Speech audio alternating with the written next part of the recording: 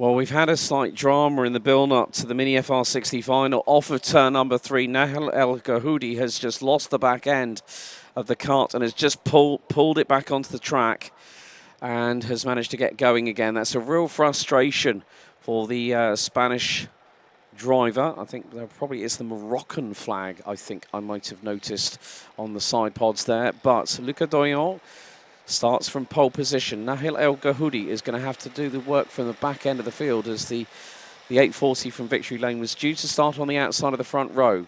Mike Minard and Aaron Bordanova round out row 2. Leo Livings and Hugo Berner, row 3. Then it is Edouard Berger and Alexandre Rafali-Manana. Johan Vesk Montagnon, Colin Caron, Matteo Rossi, Luca Pereira and Aurel Harasimas round out the top. We'll round out the grid. They're going to take them around for another lap again. So with the Mini FR60, just like the X30 Senior Consolation Race, we are going to go to 13 minutes plus an additional lap. So they are sending them round again. Now, whether they may allow... Now, where is Nahil El Gahoudi is just coming through out of the final couple of corners. So due to that spin, will more than likely have to start at the back end of the grid. But our race director Pascal are not happy with the formation, so has sent them around again.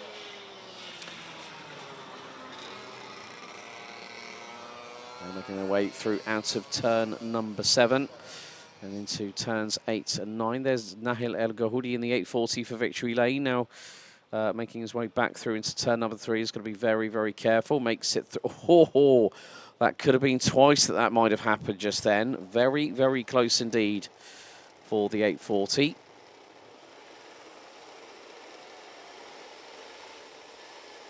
So the driver's slowing to a crawl.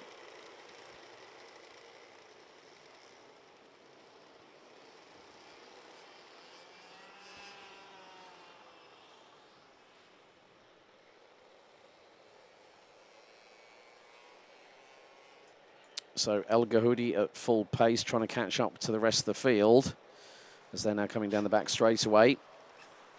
So El Gahoudi is going to go through the middle and is going to be allowed to take up his position at the front end of the field alongside Luca Doyon. So one full start and we now get everyone in a good semblance of order. So the drivers aged between 8 to 12. And they'll be running the Mini 60 FFSA engines with the Vega Cadetti tyres. 13 minutes on the counter, plus an additional lap here in the Mini FR60 final. Lights are on the gantry. We are revs up, lights out and underway. Good start by Doyon on the front row. El Gahoudi loses a couple of places and drops to 4th in the early exchanges as Mike Minard currently in second, but El Gahoudi trying to thread the eye of the needle up the inside. I think that's Bordanova possibly in second position. But good start by Luca Doyon. El Gahoudi's going to try and chance it through on the inside of turn number 3. Oh, but goes sideways and spins it! Oh, dramas again for El Gahoudi. And the 850's gone around. Edouard Berger. And the 857 of Esmontagnon has had to go off in avoidance. Et double drame dans ce premier tour de la finale Mini 60, malheureusement, avec le tête à queue de Nahil El Gahoudi qui a emmené avec lui Edouard Berger, bien malgré lui, victime collatérale de ce petit souci pour Nahil El Gahoudi. Le pilote Victory Lane, on l'avait vu, engagé dans une superbe démonstration de dépassement. Dès le virage numéro 3, il semble bien armé pour aller contester d'entrée de jeu la tête de la course avant de perdre le contrôle au niveau du train arrière de son kart sur une piste, on l'a dit, encore très piégeuse, encore très glissante sur et en dehors de la trajectoire idéale. Et malheureusement, eh bien, Nahil El Gahoudi s'est fait piéger d'entrée de jeu. Il va devoir tout reprendre à zéro. Edouard Berger du team Eurokarting, malheureusement, n'avait pas d'autre choix et a sans doute été surpris par la toupie de son adversaire juste devant lui, est parti dans un tête à queue similaire et se retrouve en queue de peloton. On va refaire le pointage, mais effectivement, Edouard Berger qui va devoir cravacher là-bas tout en queue de classement. Nahil El Gahoudi est parvenu à recoller et d'ailleurs initie un premier dépassement pour entamer sa remontada. En tête, Lucas Doyon, déjà 8 dixièmes d'avance sur Léo Livings, Hugo Bernat en 3e place, Alexandre Rafali-Manana en 4e position, devant Mike Ménard, Aaron Bordanova, Colin Caron, Matteo Rossi, Aurel Arasmassé, Nahil Gahoudi donc remonté déjà en 10e position devant Luca Pereira, Johan Vasquez Montagnan et le malheureux Edouard Berger. Tout le monde encore en piste évidemment, mais double drame dans ce premier tour, cette entame de finale Mini 60 FR. Yeah, I was getting a bit worried because I saw El Gahoudi come through out of turn 2 at a big rate of knots and went for the move and just carried that speed, but it was just over rotation in these slippery wet weather conditions. So I did say that, yeah, we may not see a dry line. We aren't really seeing a dry line. So the standing water on the tarmac here at Le Mans has very much entrenched itself into the top layer of the asphalt. And that means that everyone's in the same boat. Says, oh, that's someone backwards off of turn number 13. That is the 854, Hugo Berner, who started 6th. So, and there's El Gahoudi. El Gahoudi has made up several places, was 10th. Berner was running at that point third. Il était 3e, oui, malheureusement. Well, the dramas, they keep on coming here, Guillaume. It's like a Hollywood script that you never thought would be written here at Le Mans here today. Luca Doyon leading by 1.5 seconds. Leo Livings for TW Racing representing the UK is in second. Alexandre Hafali Manana is in third, up 5 positions from 8th on the grid. Then we've got Mike Minard, Aaron Bordanova, Colin Caron and Nahil El Gahoudi, who rounds out the top 7 at the moment. So El Gahoudi seems to now have an initial grip and understanding. Those 2 spins haven't helped, but that is El Gahoudi on Caron for 6th through turn 4 and 5. So El Gahoudi making inroads, and there is still 9.25 minutes plus an additional lap, folks. It's not over until the checkered flag falls, but we also do know that we have to wait for results to be confirmed and ratified. Guillaume, what have you spotted? Drapeau jaune agité là-bas au niveau du banking. Et il s'est arrêté directement, donc c'était relativement bref. Voilà, rien à vous signaler davantage que cela. Sans doute un pilote un peu en difficulté de l'autre côté du tracé. Mais comme vous le disiez à l'instant, Alex, rien n'est encore joué dans cette finale mini, puisque Nahil El Nagouni, pour l'instant, est occupé de faire une remontada de tous les diables, alors que vous avez ici le dépassement juste avant le virage numéro 14 du numéro 854. Et il s'agit de Hugo Bernal, justement en queue de peloton, qui vient de prendre avantage sur Lucas Pereira du team Ideal Kart. 2 drames, donc on le disait, 3 même pilotes engagés dans des fous de pilotage dès le premier tour avec Édouard Berger, Hugo Bernal et donc Nahil El Gahoudi qui remonte. Il remonte tant bien que mal avec encore du travail à faire. Il est en 7e position. Il a pour l'instant 2 secondes de retard toutefois sur Colin Caron en 6e place. Donc il y a encore pas mal à aller chercher pour Nahil. Le rythme est là, vous l'avez dit. Il a repris ses esprits, repris ses sensations après ce tête à queue surprise. Yes. Vous avez entendu Oscar Guccio à l'interview. Il a dit quand même que malgré l'arrêt de la pluie, la piste reste encore très mouillée, très piégeuse sur et en dehors de la trajectoire idéale. On l'a vu, ça a piégé d'entrée de jeu nos jeunes de la catégorie mini. Ça semble un petit peu s'améliorer, mais ça va prendre encore de longues minutes si les conditions restent ainsi et que eh bien, surtout la température ne tend pas à se refroidir. 16 degrés, il fait relativement agréable dehors, je dois vous le concéder. Peut-être même davantage que hier soir où les températures étaient tombées en dessous des 10 degrés. Donc sur le coup, il ne fait pas vraiment froid. Il fait toujours bien humide et le risque de pluie est toujours bien présent. C'est ce que nous avait annoncé en tout cas pour le reste de l'après-midi. I think it was Nahil El Gahoudi that actually spun at turn 11. His sector 3 was a 37, so that would have been the reason for the brief yellow flag out, as El Gahoudi has got through on Colin Caron again, so moves up into 6th position. Mike Minard, new fastest lap of the race, 1:24.467 by the 897 for Chrono Karts.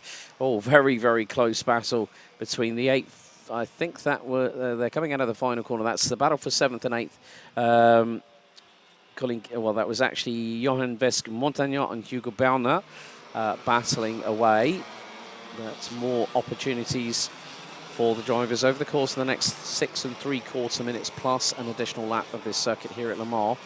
El Gahoudi has now got, this is going to be a really big mountain to climb because he's 18.4 seconds behind the race leader, 9.5 seconds behind 5th, and that is being occupied by France's Aaron Bordanova. At the moment, France occupying 4 of the top 5 places. Careful, going through turn number 5 and 6. That was Matteo Rossi, and from the Suau Racing Kart team, battling away with Eurokarting's Edouard Bergau in the 8.50. But 6 minutes to go.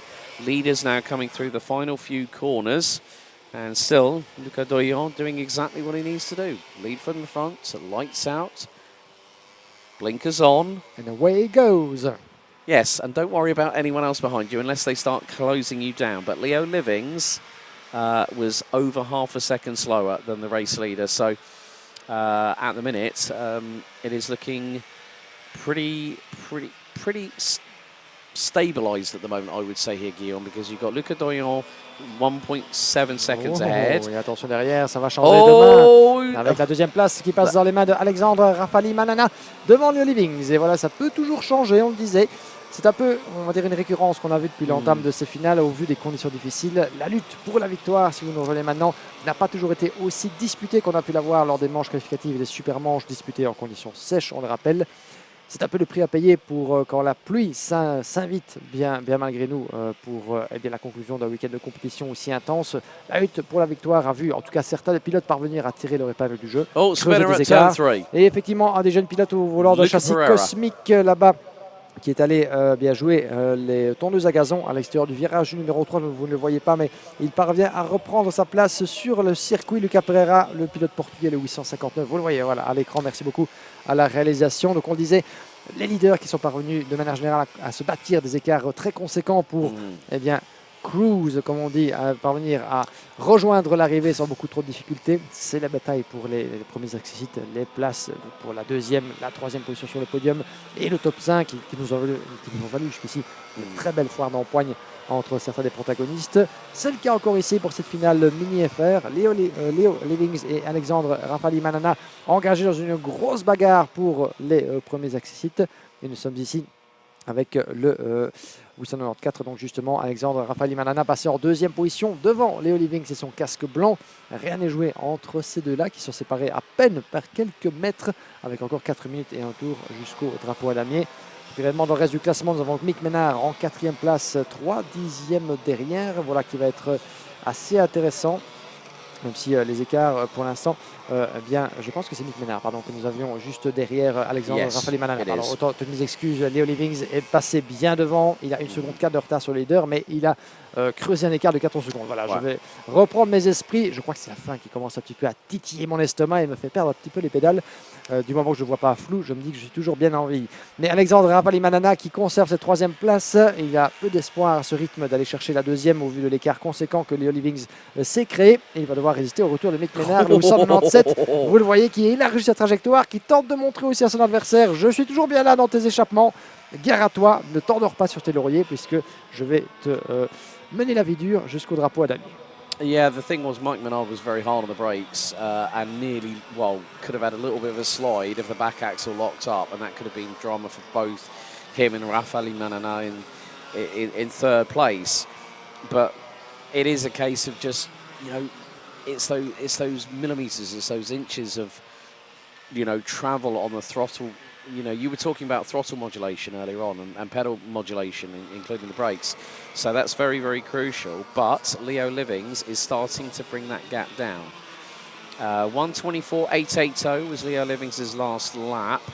Luca Doyon leading the way for chrono karts, 1 minute 24.958. So the best part of a 1/10 of a second has come out of the race lead advantage that Doyon currently has with 2.25 minutes to go. That gap looks less than a second, but there we might see a change for 3rd. There's Rafali Manana trying to get the crossover on Mike Menard, who blocks. Oh, Rafali Manana goes around out of turn number 11. Oh, another 180. It's catching drivers out left, right and centre. And Rafali Manana becomes the latest casualty, but still manages to point it the other way and the right way down the circuit and get back going again.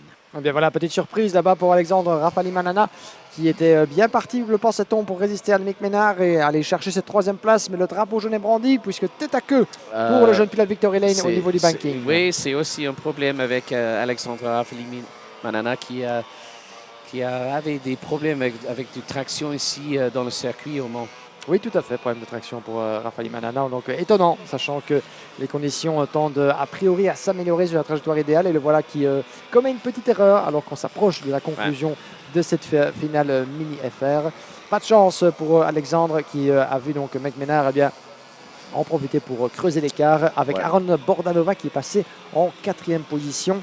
Alexandre Rafael Manana qui accuse maintenant en retard de 7 secondes 2. Donc je pense bien sûr l'accident devant lui que les carottes sont cuites pour espérer une place sur le podium. Et il va devoir maintenant se protéger du retour de Nahil El Gahoudi, un autre jeune pilote qu'on attendait au tournant comme l'un des favoris à la victoire et qui est tombé avant même de combattre El Gahoudi, tout comme Edouard Berger dans ce premier tour parti à la faute. Un 3e pilote qui aurait pu jouer devant parti à la faute dans ces conditions. Ça n'épargne véritablement rien ni personne ici sur le karting international du Mans, alors que nous sommes ici avec le 898 Léo Livings qui revient sur Lucas Doyon. Cette course, mon cher Alex, n'est pas encore finie. Les secondes s'égrènent. On va passer dans l'avant-dernier tour. 2 boucles jusqu'au drapeau à damier. Et regardez les 2 leaders. Lucas Doyon de Chronocart, Léo Livings de TW Racing qui revient sous la seconde. 7/10 d'avance pour le jeune pilote français face au pilote britannique. Rien n'est encore joué. Les secondes s'égrènent. On va rentrer dans ce qui est l'avant-dernier tour. Et Léo Livings voit poindre l'opportunité à l'horizon de pourquoi pas aller gagner cette finale qu'il pensait avoir perdue dans un premier temps. L'écart a fondu comme neige au soleil. Lucas Doyon tente de s'accrocher tant bien que mal, mais il a perdu gros lors des derniers tours en tournant bien moins rapidement sur le coup que Léo Livings qui voit l'opportunité. Il sent sa chance poindre à l'horizon et il est bien déterminé à aller la saisir. Well, the opportunity to be in X30 Mini at the 2024 Iame Warrior Finals is up for grabs. Will it be Doyon? Will it be Livings? Second place will receive their runners-up trophy and a set of Vega Cadetti tyres. And the same will be the case of our final driver on the podium. So Leo Livings took the best part of over 6.5 tenths of a second in Sector 2 on the previous tour. The timer has hit 0. And there is a back marker up ahead, which is Luca Pereira, who is running with a different sticker kit on the side pods as accustomed to what you would see on a Cosmic chassis, and still has the silver, blue and purple on the Nassau panel. But we come down to the final lap after 13 minutes have elapsed on the timer. Doyon leads Livings. Gap was 7.5 tenths. It's now 6 tenths. So not enough for Leo Livings to try and push the envelope and maybe go for a move, but going through out of turn number 1, that gap is now about 2-3 kart lengths at best into turn 3. The 90 right-hander, both having to deal with chronic understeer through that corner. Now they're going to have the same effect through turn numbers 4 and 5, and then it's going to be the double left here at 6 and 7. And you can see that Doyon's left rear wheel lifting off the tarmac. Livings' left rear was nearly doing the same, but they've got to be very, very careful. They've got to negotiate through past Lucas Pereira. Twisting the eye of the needle! Livings got through, and he squeezes Doyon to the outside at turn number 11. I thought the back marker came into play. He was textbook. Leo Livings straight through the middle. He got through, but Doyon's back in front again. Incroyable finale ici dans les derniers instants au Mans. Si vous nous rejoignez, vous avez fait le bon choix. Rien n'est joué entre Lucas Doyon et Leo Livings. On a pensé que le Britannique allait pouvoir l'emporter d'un chouïa dans la chicane. Il passe par l'extérieur. Livings en tête à queue. Lucas Doyon va l'emporter. Leo Livings, malheureusement, à 2 doigts de passer devant le pilote français à la chicane. Il n'en sera rien. Tête à queue. 2e, voire peut-être même 3e place. On va voir quand il passe la ligne d'arrivée. Lucas Doyon qui l'emporte à domicile pour Chronocart. Mike Maynard qui fait un 1-2 pour les pilotes français et pour Chronocart qui récupère le doublé. Et Leo Livings qui doit se contenter de la 3e place. Mais quel dernier tour, mon cher Alex. À nouveau, un final dramatique dans les derniers instants de cette dernière course du week-end pour la catégorie mini. Et Lucas Doyon s'est révélé le plus fort. Mais Leo Livings, quelle partition, quelle démonstration, quelle remontée il nous a fait. Et il va être naturellement bien dégoûté de ce qui s'est passé. Exactement, mon ami bref Guillaume. Thank you very much for that. Lucas Doyon takes the win in Mini FR60 here at the Iame Euro Cup and provisionally books his place for X30 Mini at the forthcoming Iame Warrior Finals in early November at Valencia. And it's a 1-2 because after Leo Livings' spin, whilst trying to go for the race lead, meant that he would drop to third. So Mike Minard rounds out the top two. And not only top two for Chrono Cup, but top two for the home nation here in France. Leo Livings from TW Racing with one of the moves of the weekend at turn number 11 rounds out the top three. Aaron Bordanova and Hugo Bernat round out the top 5 positions ahead of the recovering Nahil El Gahoudi, suffering 2 spins, one on the lead up to the start of the race and then on the opening lap through turn number 3. And more to the point, a good recovery. Finishing ahead of Alexandre Rafali Manana, who also had his own share of troubles in the race. Johan Vesk Montagnon, Edouard Berger, then we got Colin Caron rounding out the top 10. Matteo Rossi, Aurel Harasimas and Luca Pereira rounded out to the finishing order in what was a fantastic Mini FR60 final here at Iame Euro Cup 2024.